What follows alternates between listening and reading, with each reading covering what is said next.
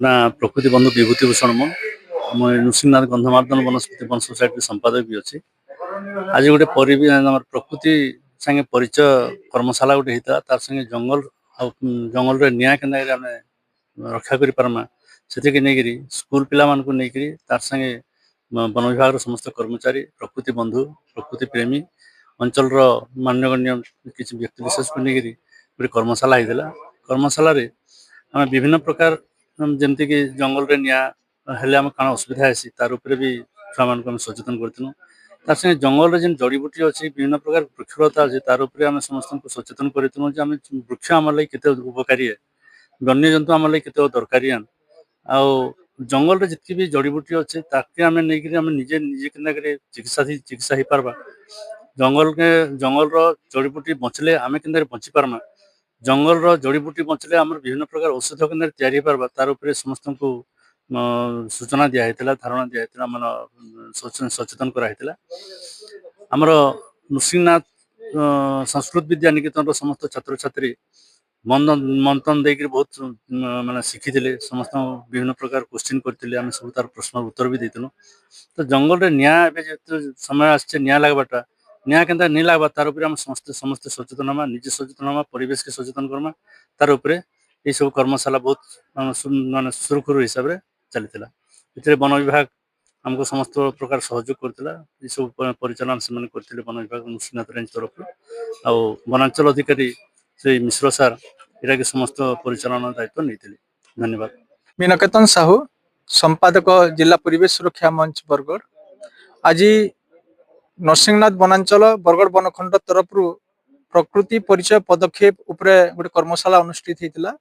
इतरे 40 जन छात्र छात्री अंशग्रहण करथिले।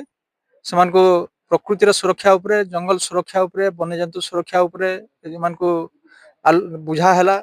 आम अतिथि माने जन माने आइसिले समान को पूरा पर्यायक्रमे बुझाले और इतार परे वनौषधि चिन्हट उपरे गोटे जंगल रे बुलिकरी गंधमार्दन रे किसी समय छात्र छात्री मान बुलिकरी वृक्षर औषधीय गुण उपरे चिन्हट कराला।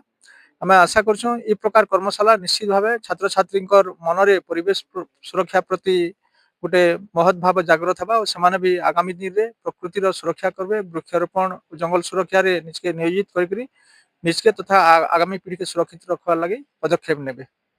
यहाँ सारा दुनिया रे सारा पृथ्वी रे विकास विकास विकास चली किंतु से विकास भितर जेन विनाशटा लुकायित हिसाब रे अच्छे सेटा प्रकृतिर के तथा आगामी पीढ़ी के विश्व उत्थापन के बढ़ावा लगे साहाय्य करुचे। आगामी पीढ़ी के ध्वंस करवा लगी गोटे बाट होचे। इथिर लगी हमें विश्व उत्थापन के चेक करवा लगी दुनिया रो समस्ते इथिर लगी लागबार कथा जेहेतु इथिर लगी समस्ते प्रभावित हो समस्ते सचेतन हेकरी हमें समय किछि अंश और आयर किछि अंश भी प्रकृति सुरक्षा लगी खर्चा करबार कथा।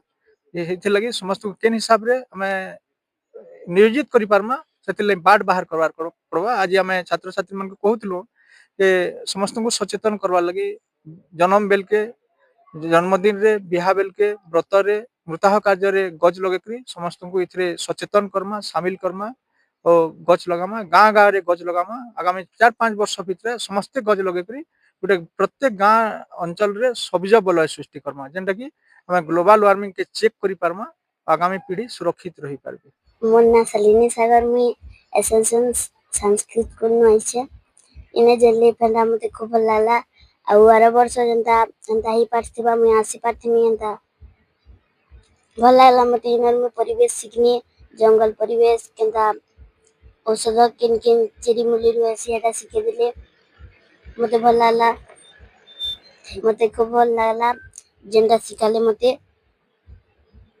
आ हमार पड़ोसी मन के जनता मैं सीखे पारथिमी एरा मते सिखाले कहमी केमी हमार पड़ोसी मन के ना सुग्रीता नायक मु एसएन संस्कृत स्कूल रे आसी छे मते न बहुत भल लागला सब सिखलु न एदमी सिखाले भल से भल लागला अब मी सबके अंदर सिखे पारमी अंता सब अंचल रे प्रोग्राम भले हेले भल लगता औ जन्म पृथ्वी आगे गछ लगामा ସମସ୍ତଙ୍କୁ ସଚେତନ କରାମା